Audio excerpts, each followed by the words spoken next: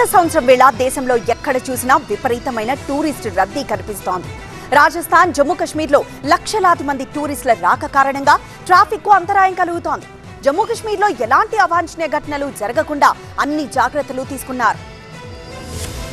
New year వేడుకలతో దేశవ్యాప్తంగా tourist స్పాటుల్లో విపరీతమైన రద్దీ కనిపిస్తోంది. రాజస్థాన్ రాజధాని జైపూర్ కు పర్యాటక శోభ వచ్చింది. అంబర్కోట విదేశీ పర్యాటకులతో నిండిపోయింది. ప్రతిరోజు 20,000 మందికి పైగా పర్యాటకులు అంబర్కోటను సందర్శిస్తున్నారు. పర్యాటకుల రద్దీతో జైపూర్ లో విపరీతమైన ట్రాఫిక్ జామ్లు ఏర్పడుతున్నాయి. దీంతో ట్రాఫిక్ ను నియంత్రించడానికి వన్ వే ట్రాఫిక్ నిబంధన అమలు చేస్తున్నారు. జైపూర్ నగరానికి ప్రతిరోజు 1,00,000 మంది కంటే ఎక్కువ మంది పర్యాటకులు వస్తున్నారు. అంబర్ ఫోర్ట్ తో పాటు నహర్గఢ్ కోట, హవామహల్ కోట, ఆల్బర్ట్ హాల్, జంతర్ మంతర్ లాంటి ప్రాంతాలను చూడడానికి జనం పోటెత్తుతున్నారు. జమ్మూ కాశ్మీర్ లో కూడా టూరిస్టుల రద్దీ పెరిగింది. కొత్త సంవత్సరం సమీపిస్తున్న వేళ అందాల కాశ్మీర్ లోయకు పర్యాటకుల తాకిడి పెరిగింది. గుల్మార్గ్, సోనామార్గ్ వంటి పర్యాటక ప్రదేశాల్లో పర్యాటకులు వింటర్ అడ్వెంచర్ యాక్టివిటీస్ తో ఎంజాయ్ చేస్తున్నారు. కొత్త సంవత్సరాన్ని మంచు దుప్పటి కప్పుకున్న అందాల కాశ్మీర్ లోయలో జరుపుకోవడానికి ఉత్సాహం చూపిస్తున్నారు. మరోవైపు రేపు ఎల్లుండి కాశ్మీర్ లోయ అంతటా మంచు కురుస్తుందని వాతావరణ శాఖ అంచనా వేసింది. పహల్గాం ఉగ్రదాడి తర్వాత కాశ్మీర్ లోయకు వచ్చే పర్యాటకుల సంఖ్య గణనీయంగా పడిపోయింది. కొద్ది నెలల పాటు పర్యాటకం దారుణంగా పడిపోయింది. ఫలితంగా స్థానికులు ఉపాధి సైతం కోల్పోయారు.